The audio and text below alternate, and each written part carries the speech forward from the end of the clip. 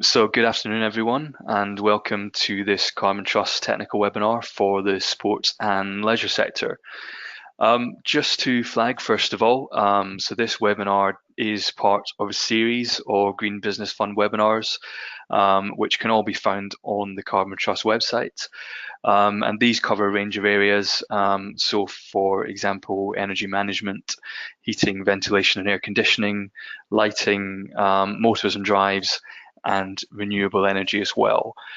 So while we will cover most of these areas quite broadly during the webinar today, for anyone looking for a bit more information on any of these areas, I would suggest going onto the website and locating either those webinars, or we also have various Carbon Trust guides, which are technology specific as well. So again, they offer quite a bit of guidance depending on what your area of interest is. But as I say, today we will broadly cover the opportunities within the sports and leisure sector. So just to introduce myself, my name is Graham Hunter, and I'm an associate within the business services team here at the Carbon Trust. So I'm a member of the technical delivery team, supporting usually businesses, sometimes public sector organisations, to try and reduce the energy consumption at their sites, either via energy audits or sometimes by providing procurement support as well.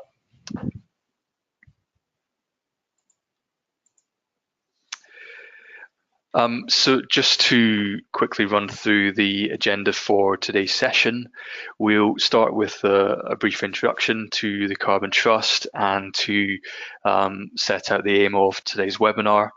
Then we will look at why we're delivering a webinar aimed specifically at the sports and leisure sector. We'll look at the key areas of energy use and waste in a couple of different types of sports and leisure facilities. Then the main part of the webinar will be actually having a look at the energy saving opportunities that we find commonly across the sector. We'll also look at a couple of other considerations while we're there, and we'll finish off just by running through the services that we offer through the Green Business Fund scheme.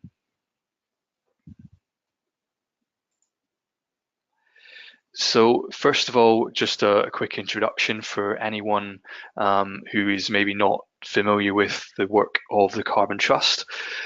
So we are a not-for-profit organisation with a mission to accelerate the move to a sustainable low-carbon economy. We are independent, and generally we tend to work across three areas, which are advice, footprinting, and technology. We were set up back in 2001, and very much an international organisation these days. So we have our head office in London. We've got regional offices in Cardiff, Edinburgh, and Belfast. And we also have offices in China, Brazil, South Africa, Mexico, United States, and I believe as of last week, we also have an Amsterdam office now as well. So as to say, three elements to the work that we do. We advise businesses, governments, and public sector on the various opportunities that exist. So within that, we deliver the Green Business Fund scheme, and that is the scheme that we are delivering the webinar through today.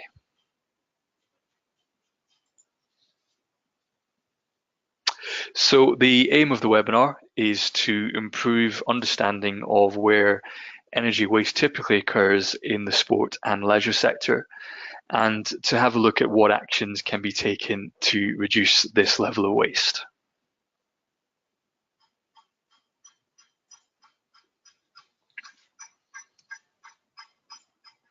So why is energy efficiency important in the leisure sector? Well, quite simply because energy costs in the leisure sector tend to be a bit more significant than in most of the other private sectors. So typically we're looking at energy costs being around 30% of the overall running costs within this sector. Which, as I say, is fairly high. However, based on a number of years of experience of actually delivering energy audits at sports and leisure facilities, there are quite a number of opportunities that exist to try and reduce this cost, often with fairly quick paybacks, as well as plenty of other benefits. So, for example, improved customer experience or reduced ongoing maintenance costs as well.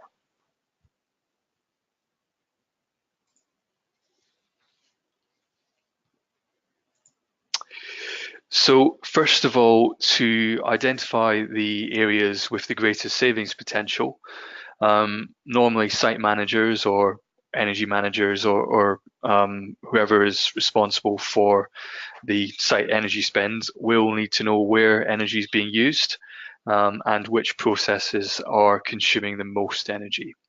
So the pie chart shown on the slide here just gives an example of typical energy breakdown at a leisure centre with a swimming pool.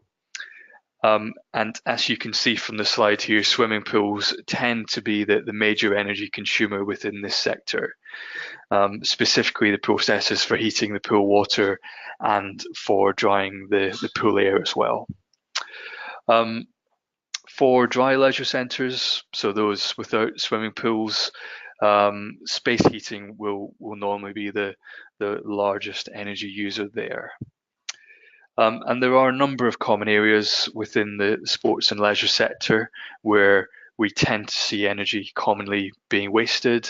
So these would be heating and hot water, ventilation and air conditioning, lighting, swimming pools, and also other small power equipment. So for example, gym apparatus, vending machines, or even equipment such as printers and photocopiers as well. So these are the key areas that we'll look at during the webinar. To give a slightly different example, this is actually the energy breakdown of an amateur rugby club that I looked at fairly recently as part of an energy audit that we delivered through the Green Business Fund. So you see here, as expected, space heating and hot water provision accounts for the largest proportion of the energy use. But what we can also see actually is that so cellar cooling, which is the chiller plant there, and refrigeration as well, actually start to form a significant percentage of the energy spend at this type of sports club. External floodlighting as well, just to highlight, also becomes fairly significant. So I think here we see 10% of the energy spend is external floodlighting. I would say that's probably quite low actually. And just from memory of this site, I think it was the use of floodlighting for evening training was actually quite low. I think it was about 300 hours per year. So if we were to look at, say, a multi-use site with different sports clubs using the facilities sort of 6 to 7 nights per week, then we would expect to see that figure for the floodlighting increase quite significantly.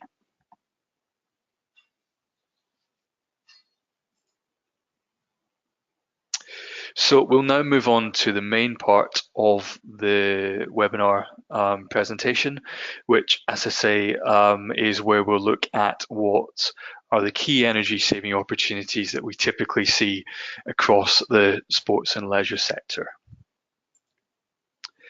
So the first area that we will look at is heating and hot water. And normally where we're looking at space heating, the first thing that we would want to try and assess would be the level of control that exists over the heating equipment that you have at site. So looking at both time and temperature control. So if we take time control first, we're looking to check that the time schedules at the facility match the use at the site. So make sure that any areas of the facility that aren't in use aren't being heated unnecessarily. Appreciating that at sports and leisure facilities, this can actually change on quite a regular basis. We would probably suggest even just checking that on a monthly basis to make sure that there's no wasted use of the heating. Another thing to consider would be whether the existing controls are actually clever enough for the site, given that it may have, as I say, different usage patterns even on a monthly basis. So things to look at there might be weather compensators, which is a device which automatically regulates the heating output based on the external temperature. Another thing to consider may even be Optimise start control, which is a control system which learns how quickly the building reaches the desired temperature or set point. And it will actually learn to bring on the heating at the optimum time to minimize the consumption at site. Another thing to mention on heating controls is just actually to make sure that you are heating spaces within the sort of guidance temperature ranges. So making sure that any space isn't heated more than it needs to be. And the table on the slide there just provides a bit of quick guidance in terms of types of facilities and the temperatures that they should be heated to. So you can see even there within one leisure centre, you may have, say, for example, a creche facility where you need to maintain 21 degrees Celsius. But you could also have, say, a gym area where somewhere sort of between 12 and 14 degrees Celsius is probably actually enough, depending on the level of activity being undertaken. The reason why this is important is that for every 1 degree Celsius of overheating, as a rule of thumb, we tend to see the heating costs increase by around 8%. So it's not a linear relationship, and we can see quite significant savings even from fairly marginal reductions in the internal temperatures.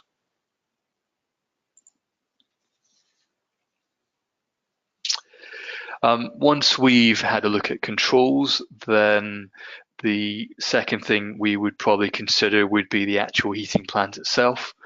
So looking at the efficiency of the existing equipment and then comparing that with what is currently available in the market as well, and having a look at what the potential savings there might be. Particularly I've flagged there where we see older condensing boilers.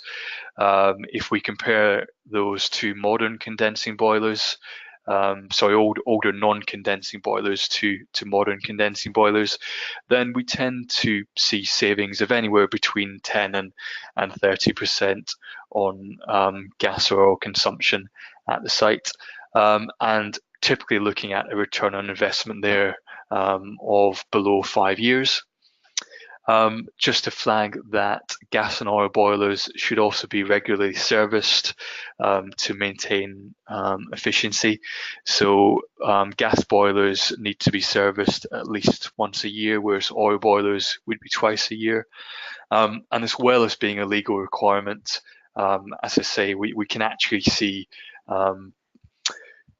efficiency improvements of up to 10%, depending on the age and condition of the boiler. Boilers, hot water tanks, pipes and valves should also be insulated to make sure that there is no heat that's actually escaping or being wasted. And paybacks on things like insulation of hot water tanks and pipes tends to be almost instant. So we're looking at a couple of months payback period on that rather than a couple of years, which would maybe be the typical payback on energy efficiency improvements. So that tends to be a bit of a no-brainer measure.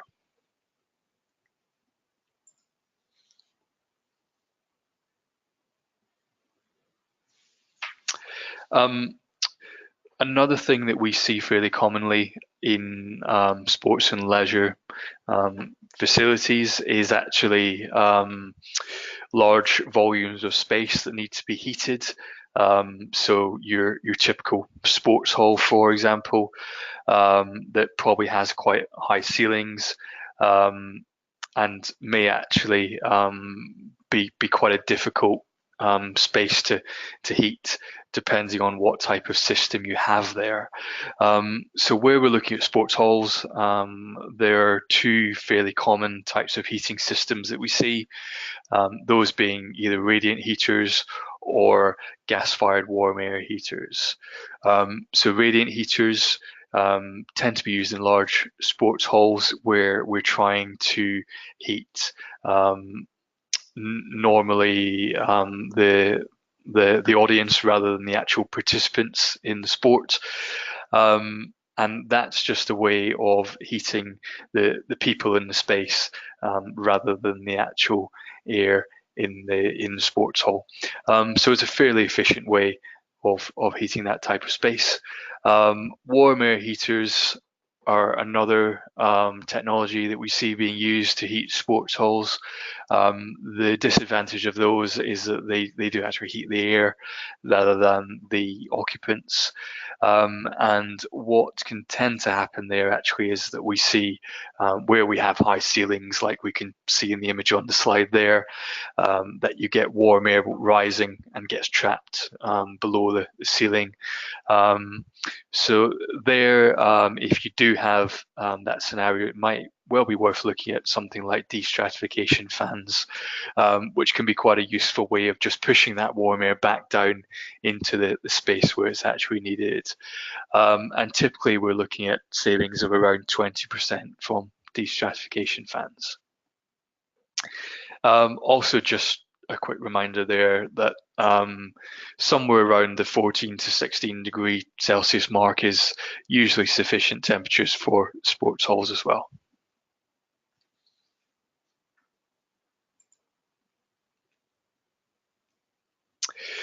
Hot water systems would tend to be the next thing that we would look at, and depending on the use of the facility, it may actually be worth, rather than having heating and hot water provided by the same system boiler, which can be the most efficient system in some scenarios. In others, it might actually be more efficient to have a look at whether hot water could be provided by a dedicated hot water system. The benefit of that being that where you have say in the summer, for example, if you don't have any heating demand for 3 to 4 months of the year, then you could actually benefit from being able to switch off the main heating plant, which can often be quite a good opportunity for maintenance as well. And then you could just keep the hot water system running separately from that. So as I say, depending on the plant that you have at site and how the site's being used as well, that can be an efficiency improvement. Also worth just checking thermostats on hot water systems, making sure that you're not storing water at a higher temperature than necessary. So typical guidance on that is that water should be stored somewhere between 60 and 65 degrees Celsius. And similarly to the heating pipework and cylinders, hot water tanks, pipes and valves should also be insulated just to make sure that there isn't any heat escaping. So we've shown some examples on the slide here that we found during a recent site visit, where we use an infrared camera just to look at different valves on the hot water system. And you can see there that we're seeing fairly excessive levels of heat loss. So hot water being stored much higher than the 60 to 65 degrees Celsius recommendation there. As a general rule of thumb, if you do walk into a boiler or plant room and it's hot, then contrary to popular opinion, that's not a good thing. It tends to just mean that there's maybe quite a low level of insulation on the tanks and the pipe work. So that's normally the first indication that you would have that maybe you need to look at the insulation levels there.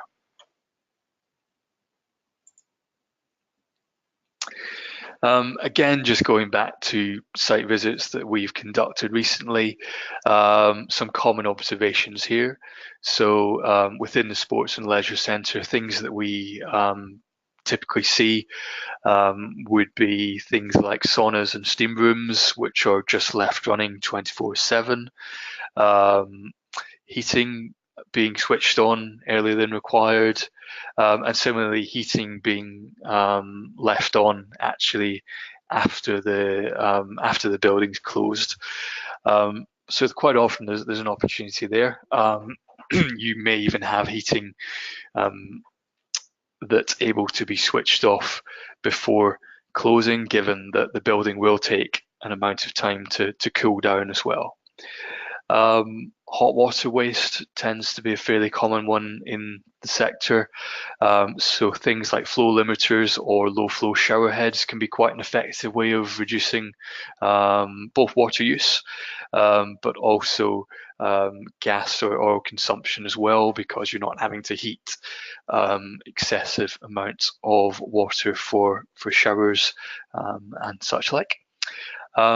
Also, just making sure that open doors aren't letting too much heat or over the summer too much cold air escape. So things like revolving doors or even just draft lobbies can be quite useful in reducing the amount of warm or cold air escaping and maintaining an internal temperature without having your heating or cooling system having to work too hard to achieve that. And we just given a quick example there.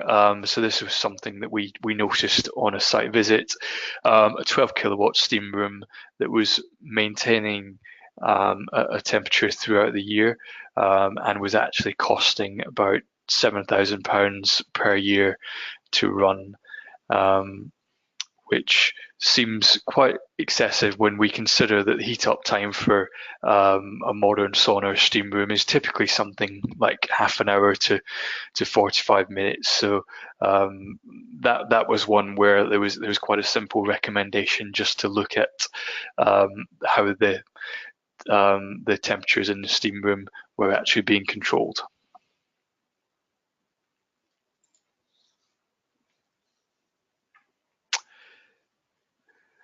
So to move on and have a look at ventilation and air conditioning.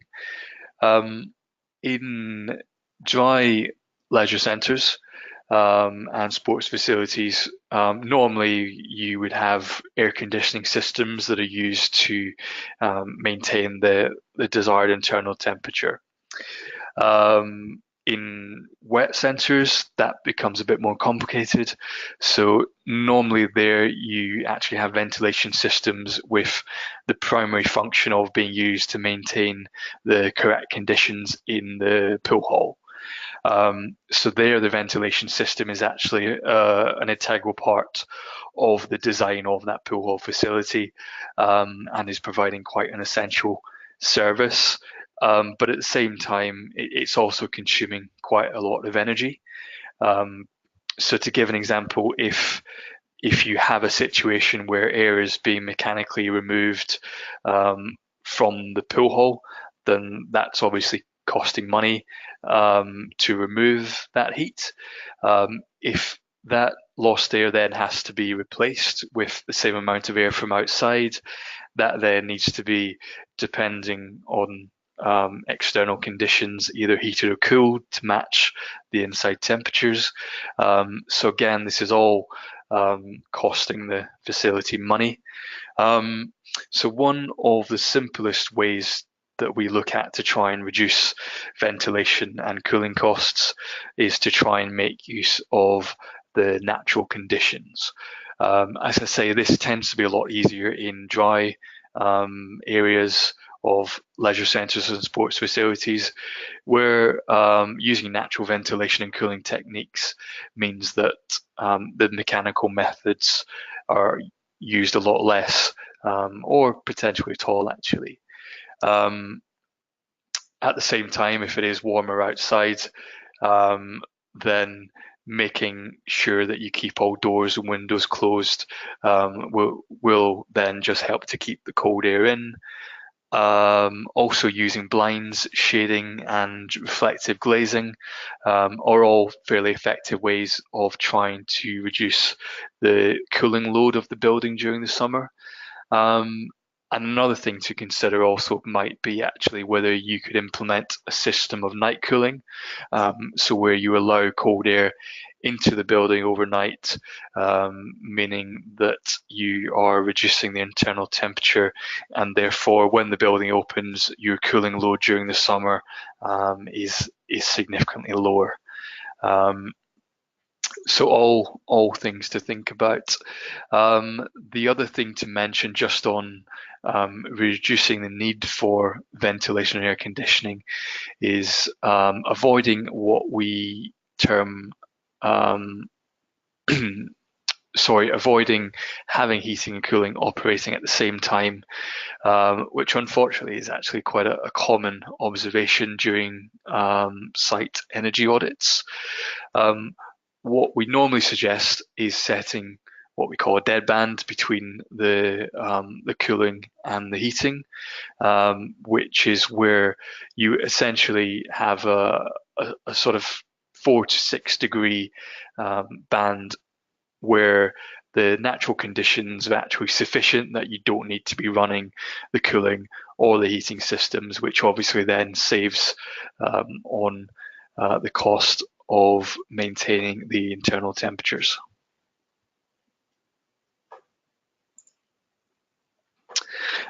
Next thing to mention on ventilation and air conditioning is just making sure that regular maintenance is carried out. Given that energy consumption can increase by anywhere really up to 60% if regular maintenance isn't undertaken. So we've shown on the slide there just some examples of poorly maintained ventilation and air conditioning systems. Make sure that dirty or faulty fans, air ducts, and other components that directly affect the system efficiency, as I say, are maintained and kept clean, as this will have quite a significant impact on the running costs, as well as actually the risk of breakdown of that system. It is something that we tend to find maybe centre managers are slightly afraid to ask. So we see fairly often ventilation and air conditioning equipment that can be in quite bad condition, that maybe needs cleaning or maintenance. So we always suggest speaking to either the maintenance technician on site or your facilities management contractor to make sure that those systems are actually being maintained on a regular basis.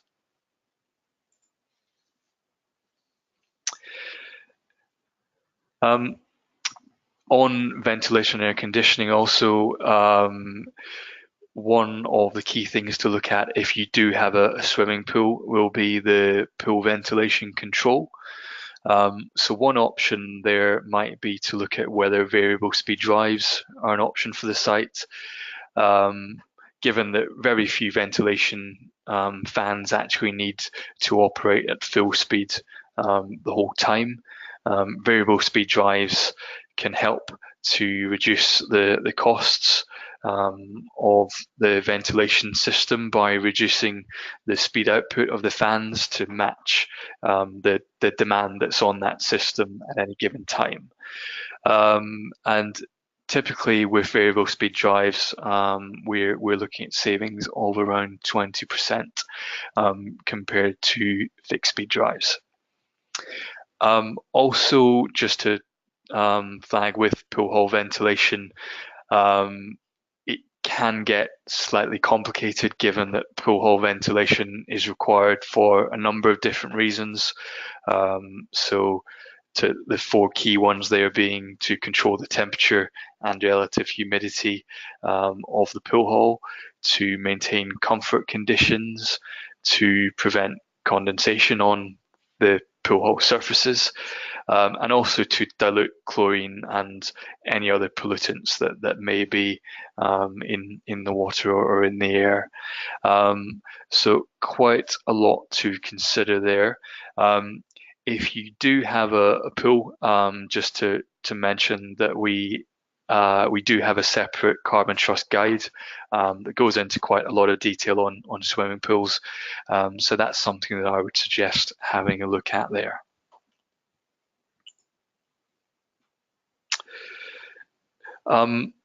Also, supply and extract systems that we've mentioned tend to obviously consume quite a significant amount of energy, both in heating the incoming cold air, but also in actually extracting the heat from the building as well.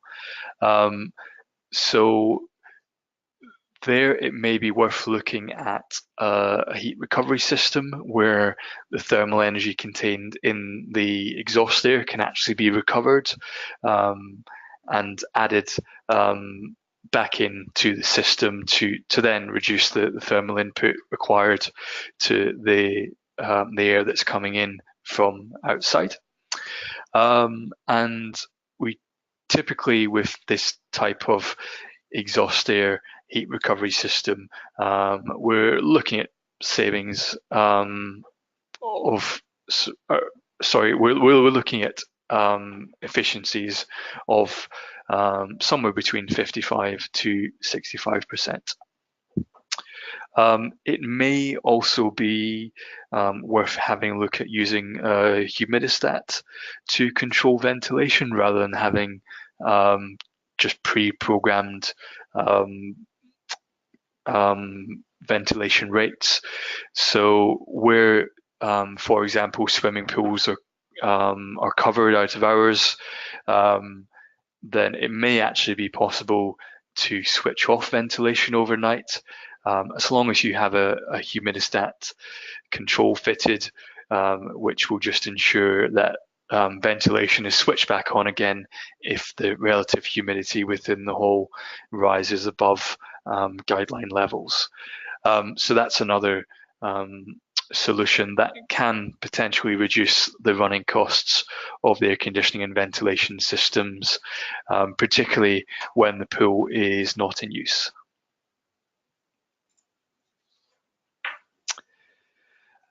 So we'll now come on to lighting.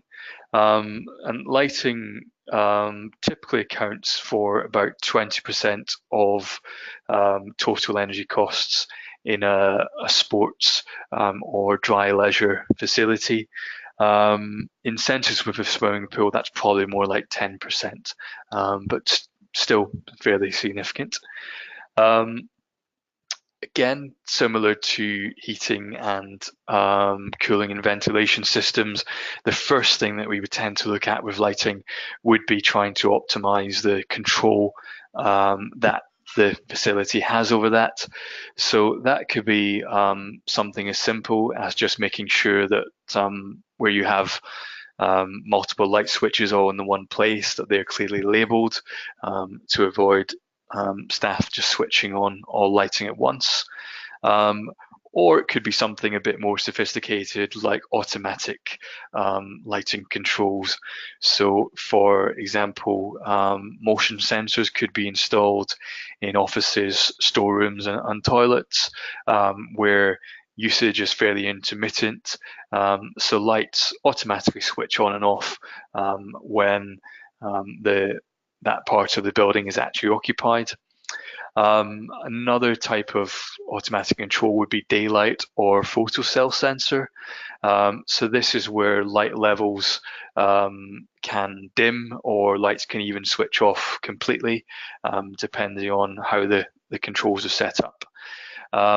This can be useful in pool halls where maybe you have quite high levels of daylighting coming in. So during high levels of daylight, your lights can actually dim down, and you can achieve savings of between 20 and 30% there. Similarly, if you have, say, a sports pitch where you have external floodlighting, then you could have automatic controls on those, which would just gradually decrease as the external light levels go down. And again, you can get quite reasonable savings on those as well. The next thing, once we've looked at controls, typically would be then to consider whether it makes economic sense to replace traditional lighting with LED lighting.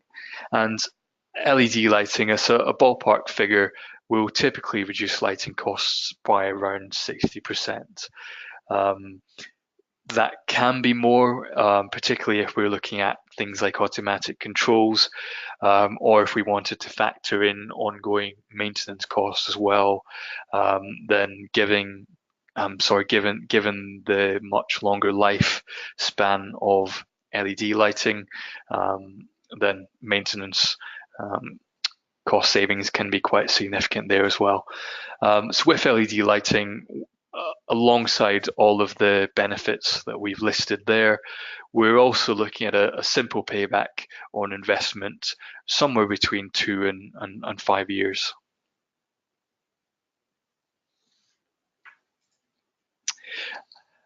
And just to give a couple of examples of that, so here we've looked at some lighting that you might have just in a say an office setup, for example, where we are replacing 20 5-foot fluorescent luminaires with 20 of their LED equivalent.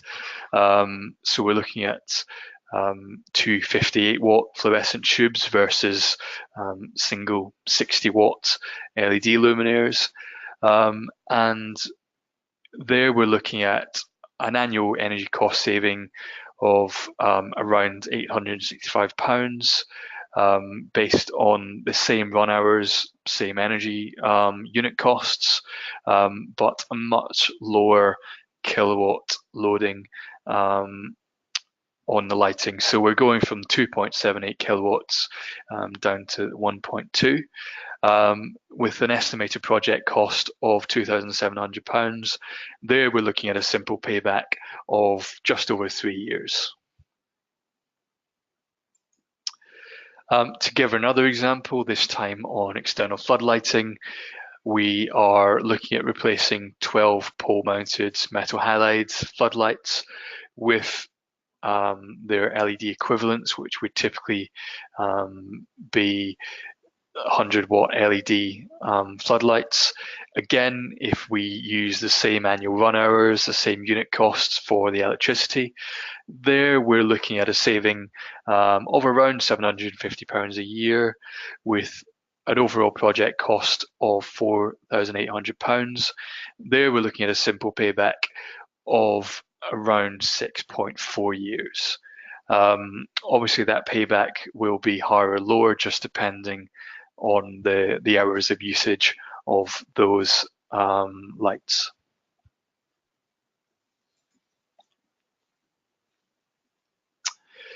To come back to swimming pools again, so we've looked at air conditioning and ventilation of swimming pools, but also just to highlight that there are quite a number of challenges with pools. As I say, I would refer you, if you do have a swimming pool, back to the Carbon Trust guidance document on this. But just to cover these briefly, key challenges with swimming pools tend to be the requirement for high pool water and air temperatures, the loss of pool water through evaporation, high ventilation rates required to remove excess humidity from the pool environment, continual pumping of pool water through filters, and also the need for pool filter backwashing as well. And so there are a number of key opportunities that we tend to see with pool halls. So the first of those being the scheduling of backwashing to clean the filters. So it's often worth looking at how often these are actually scheduled, and whether this is in line with the manufacturer's guidance, whether backwashing could actually be reduced. Also, installing a pool cover can typically reduce the heat losses from the pool by between 10 to 30%, which has the additional benefit of also reducing the ventilation demand in the pool hall. And typically we see a payback of somewhere between 1 to 3 years on the pool covers. Finally, on pools, solar hot water heating can also just help to offset the gas or oil consumption that is related to the requirement to heat the pool water as well.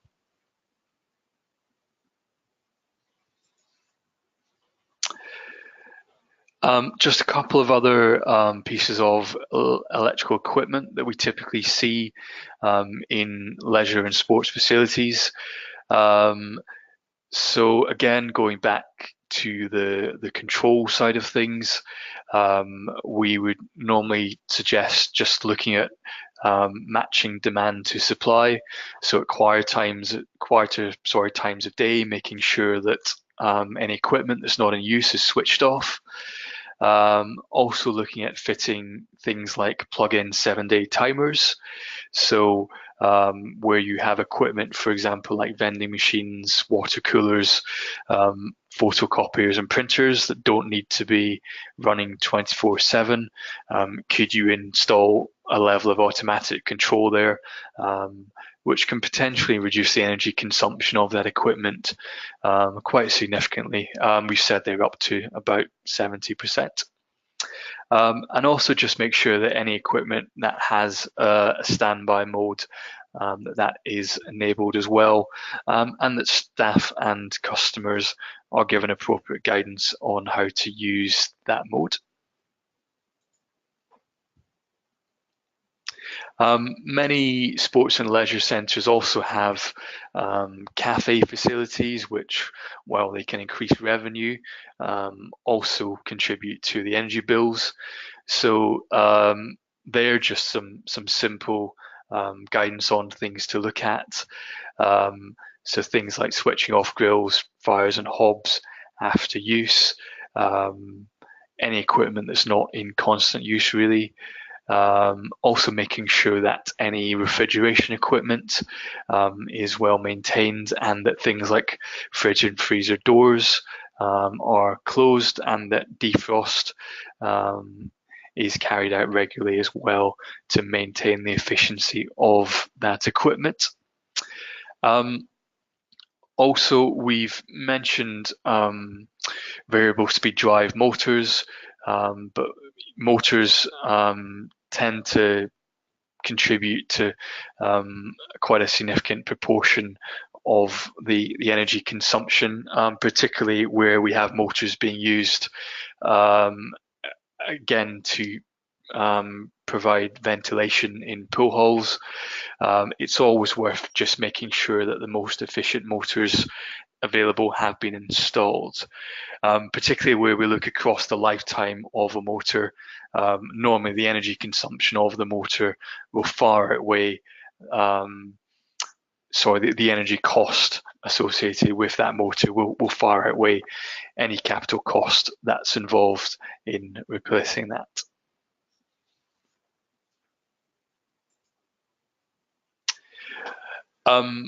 Finally, on building fabric, just to flag, typically 2/3 of heat from a building is lost through the fabric, with the remaining third being lost through air infiltration and ventilation.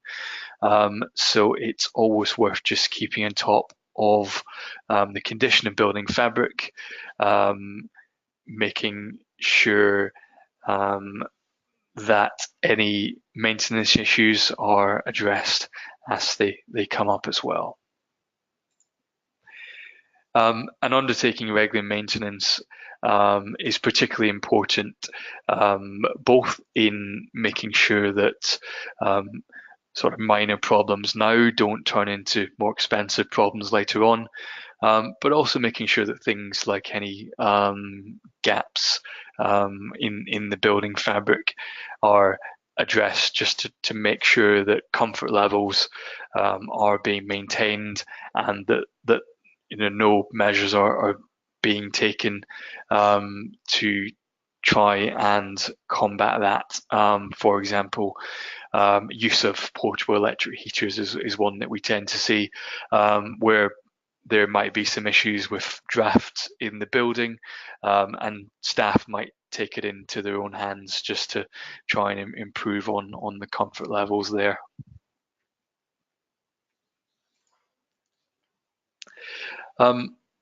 So the final thing before I move on to the Green Business Fund and wrap up, I just thought it might be worth having a very quick look at combined heat and power, or CHP, as this is something that's becoming more and more prominent in the sports and leisure sector. So what is CHP? So CHP is also sometimes referred to as cogeneration or total energy, and simply put, it's just the simultaneous generation of usable heat and power within a single process on site. So there are always 3 stages to this process: power generation, heat recovery, and heat use. And the reason why this is relevant within the sports and leisure sector is that CHP only tends to generate savings versus traditional heat and power systems, where there is a fairly constant and high demand for heat, or sometimes cooling as well. As a rule, we're looking for at least 4,500 hours of that demand per year. So sports and leisure centres, particularly those with swimming pools, are normally quite a good fit for combined heat and power. Heat and power can be categorised either as large scale, small scale, or micro. And small scale, sometimes referred to as package CHP, is usually the most suitable for sports and leisure facilities, given that it's available in modular units, so benefits from the economies of scale that maybe larger systems don't benefit from at this time.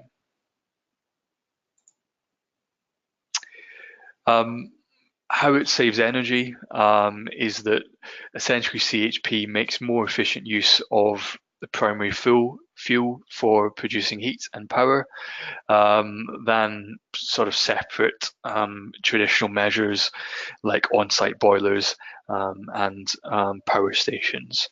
So it can deliver significant cost savings, but as mentioned, this depends on having the right balance of technical and financial conditions at the site. And just on the slide there is a quick case study example of a pharmaceutical company who we worked with, and they installed two separate phases of combined heat and power, both of which resulted in a reduced energy costs of around 20%, and they saw a return on investment there of around 4 years. As I say, that's a very brief overview of combined heat and power, but similar to the other technologies mentioned, we do have a Carbon Trust guide on combined heat and power. So for any more detailed information, I would suggest having a read through that, which can be downloaded from the website. So just to finish off, I just want to very quickly run through the services that we currently offer through the Green Business Fund. So Green Business Fund is available to small and medium-sized businesses, schools and sole traders, as well as charities in England, Scotland and Wales. Businesses need to meet 2 of the 3 criteria outlined on the slide here, and also not have more than 25% of their business owned by an entity or a group that doesn't meet the above criteria. So essentially the guidance criteria there is the UK government definition of an SME.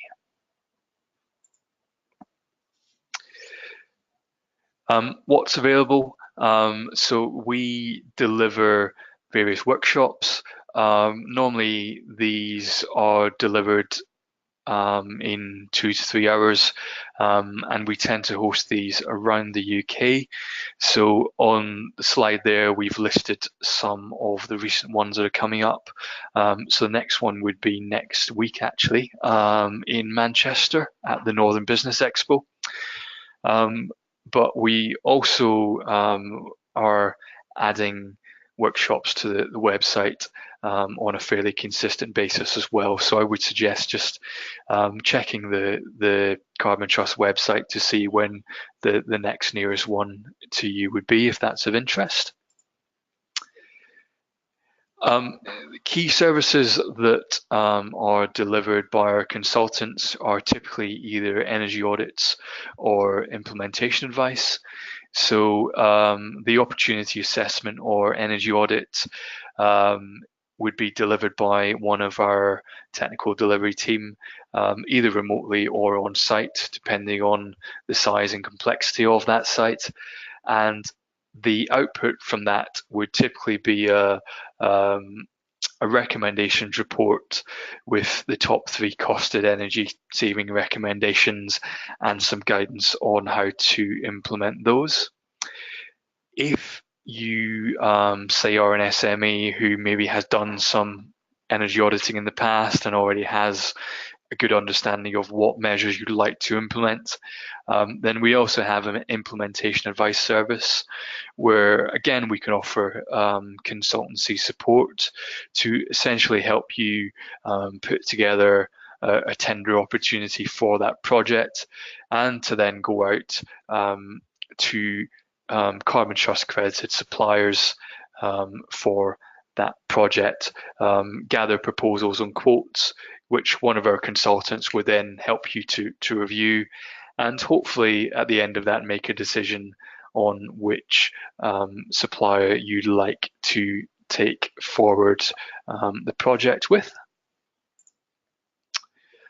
Couple of other services to mention as well. So our virtual energy manager service is one where we essentially deliver a series of modules tailored by the SME, really, depending on what they want to look at, but essentially working with you to try and improve the standard of energy management within the business. We also offer various technical webinars. As I've mentioned, these are all saved on the Carbon Trust website, so please do feel free to go and have a look at those if there's any particular technology areas, for example, that you are interested in. And we also have, similar to the webinars, we have various Carbon Trust guides as well on different areas. And the most recent addition to these services are the energy saving tools that we are able to offer. So these generally guide you through 3 steps. So they would help you to measure the carbon footprint of the business. They would then try to benchmark the energy use within your sector. And they would also support you to build the business case for any lighting upgrades as well that you wanted to have a look at. And these are all available both via web browsers and via smartphone apps as well. So that brings us to the end of the presentation section of this morning's webinar. I'm aware that we are running fairly close for time, but what I'll do is take a few minutes just now just to see if any questions have come through. If we do have any questions, I'll see if we can quickly respond to those. But otherwise, thank you everyone very much for your time this afternoon.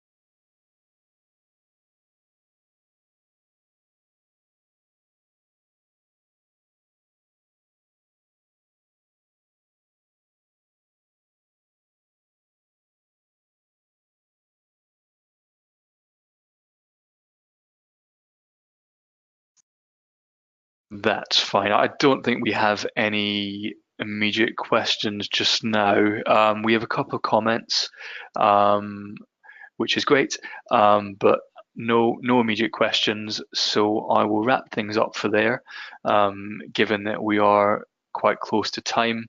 But as Susan mentioned at the beginning, I think we will be circulating the slides from today's presentation. Also, if there are any follow-up questions, I think they are coming through now actually.